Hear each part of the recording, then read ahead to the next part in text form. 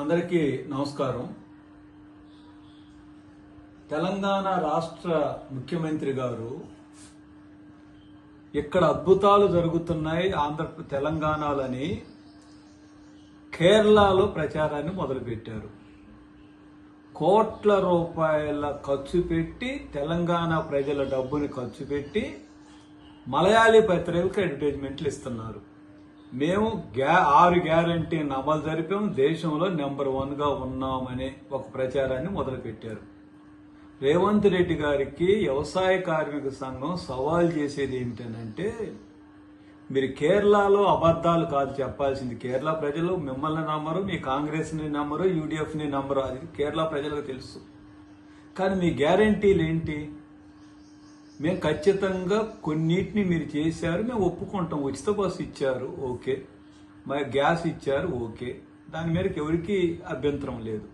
కానీ మీరు వ్యవసాయ కార్మికులకి, దళితులకి ఇచ్చినటువంటి హామీల సంగతి ఏంటి? 4,000 రూపాయలు పెన్షన్ ఇస్తామని చెప్పారు. మీరు 2 సంవత్సరాలు అవుతుంది అధికారంలోకి వచ్చి. మరి ఏది 4,000 రూపాయల పెన్షన్ ఎక్కడ అమలవుతుంది? మీది ఏ ముఖం పెట్టుకొని మీరు కేరళలో అడ్వర్టైజ్మెంట్ 1 కోటి రూపాయలు ఇస్తున్నారు? వ్యవసాయ కార్మికులకి రైతు బంధుతో పాటు కూలి బంధుగా మేము పెడతామని, కూలీలకు 12,000 రూపాయలు ఇస్తామని చెప్పారు. ఎంతమందికి ఇచ్చారు మీరు? ఎంతమంది వ్యవసాయ కార్మికులు ఉన్నారు? మీ ప్రభుత్వ లెక్కల ప్రకారమే తెలంగాణ రాష్ట్రంలో 1 కోటి మందికి పైగా వ్యవసాయ కార్మికులు, చిన్న సన్నకారు రైతులు ఉన్నారు. మరి వారందరికీ భూమి లేనటువంటి వాళ్ళు ఉన్నారు, వృత్తిదారులు. వారందరికి ఇవ్వాలి కదా 12,000. ఎంతమందికి ఇచ్చారు? ఎక్స్పెరిమెంట్ గా కొన్ని గ్రామాల్లో పంపిణీ చేసి వదిలేశారు మీరు. మరి ఏ ధైర్యంతో మీరు కేరళలో 12,000 ఇచ్చామని చెప్తున్నారు? అలాగనే బెడ్రూముల గురించి మీరు ఏం చెప్పారు? ఇళ్ల స్థలాలు లేనటువంటి వాళ్ళకి మేమే కట్టించిస్తాం, ఇళ్ల స్థలాలు ఉన్నటువంటి వాళ్ళకి అందరికీ 5 లక్షల రూపాయలు ఇస్తాం, దళితులైతే గిరిజనులైతే 6 లక్షలు ఇస్తామని మేము సవాల్ చేస్తున్నాం. ఎన్ని లక్షలు కట్టించారు? మీ మంత్రి, మీ సహచరుడు పొంగిలేటి శ్రీనివాసరెడ్డి గారు మాటలు చెప్పడానికి ఉపయోగపడుతున్నాయి తప్ప దేనికి ఉపయోగపడుతున్నాయి? అలాగే రైతు బంధు గురించి చెప్పారు. 5 దఫాలు ఇవ్వాలి, ఇప్పటికే 3 దఫాలు ఎగ్గొట్టేశారు మీరు రైతు బంధు. అదొక్కటే కాదు, భూముల పంపిణీ గురించి మీరు ఏం చెప్పారు? ఎస్సీ ఎస్టీ సప్లాన్ గురించి మీరు ఏం చెప్పారు? అలాగనే ఆదివాసులకు హక్కులు ఇచ్చేదాని గురించి ఏం చెప్పారు? దళితుల గురించి, ఎస్సీల గురించి ఎన్ని మాటలు మీరు మాట్లాడారు? అంతేకాదు పోడు భూముల గురించి మీరు చెప్పింది ఏంటి, జరుగుతుంది ఏంటి? కాబట్టి రేవంత్ రెడ్డి గారి ప్రభుత్వం, మనం పూర్వకాలంలో రాచరిక వ్యవస్థలు ఉన్నప్పుడు కప్పం కట్టేవాళ్ళు, సామంత రాజులు, పెద్ద జమీందారులకి, జాగీర్దారులు అందరూ కలిపి రాజ్యాలకు కప్పం కట్టేవాళ్ళు.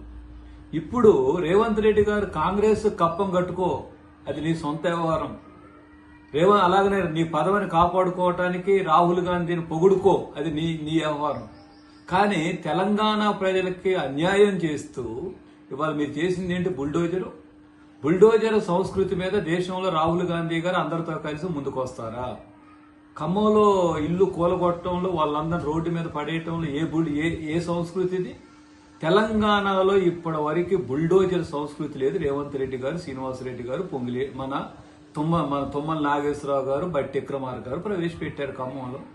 ఇప్పుడు అందరూ పోరాటం చేస్తే, ఉద్యమాల్లోకి వస్తే కూలగొట్టిన దగ్గర ఇల్లు నిర్మిస్తారు. ఎందుకు కూలగొట్టాలి? ఏంటి మీ నీతి?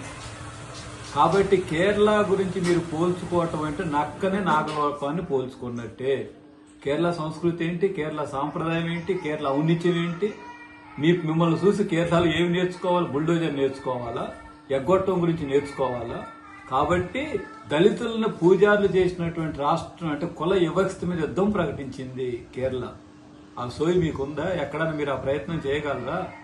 మీ సొంత ఉమ్మడి జిల్లా నాగర్ కర్నూలు జిల్లాలో పసిపాప సరిపోతే ఇప్పటికీ కేసు పెట్టని మీకు దళితులను నియమించినటువంటి కేరళకి ఏం పోలిక ఉంటుంది? వ్యవసాయ కార్మికులకి సమగ్ర చట్టం తెచ్చింది కేరళ, భూ పంపిణీ చేసింది కేరళ. ఇక్కడ 60%, 70% మంది దళితులకు భూమి లేదు. కేరళలో 90% పైగా దళితులకు సొంత భూమి ఉంది. 5 లక్షల ఇల్లు కట్టి ఒకే రోజు ప్రారంభం చేశారు కేరళ ముఖ్యమంత్రి గారు. అందరికి తాళాలు ఇచ్చారు. మరి మీరు చేస్తున్న పని ఏంటి? అభివృద్ధి పేరుతో లక్షల ఎకరాల భూములు మీరు ఆక్రమించుకుంటున్నారు. కేసీఆర్ గారు ఒక పని చేస్తే మీరు ఇంకా నెంబర్ 1 అనే పేరుతో హైదరాబాద్ చుట్టూ కేసీఆర్ సగం ఆక్రమించుకుంటే మిగిలిన సగాన్ని మీరు ఆక్రమించుకుంటున్నారు. మరి కేరళ ఎక్స్పీరియన్స్ ఏంటి? కాబట్టి మీరు కార్మికులకి చట్టాలను మేము వ్యతిరేకిస్తాం లేబర్ కోడ్ అని చెప్పారు. మరి మీరు 11 గంటల పద్ధతి ఇచ్చారు. మీ కర్ణాటక గవర్నమెంట్ 11 గంటలు తెచ్చింది, కానీ కేరళలో 11 గంటలు తేకపోగా లేబర్ కోడ్లకు వ్యతిరేకంగా జాతీయ సదస్సు పెట్టి అన్ని కార్మిక సంఘాలను పిలిచారు. ఎక్స్ట్రీమ్ పోవర్టీ నిర్మూలించిన మొదటి రాష్ట్రం అది. అభివృద్ధి సంక్షేమాన్ని సమపాలనతో డెవలప్ చేస్తున్నటువంటి రాష్ట్రం కేరళ రాష్ట్రం. కాబట్టి మీ నాయకుల్ని ప్రసన్నం చేసుకోవటానికి మీ ప్రచారంతో ఏదో కేరళలో మభ్య పెట్టడం జరిగే పని కాదు.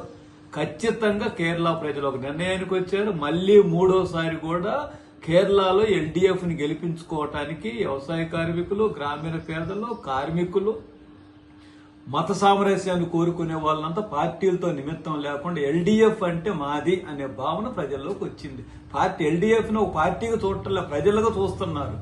సో కాబట్టి ఇప్పటికైనా రేవంత్ రెడ్డి గారు అడ్డగోలుకు ప్రజల డబ్బుని కేరళ మీడియాకి తగలేసి మన పరువు తీసి అమలు కానటువంటి ఇక్కడ అమలు జరపడానికి ఏంటో ప్రయత్నం చేయాలని మేము కోరుతున్నాం.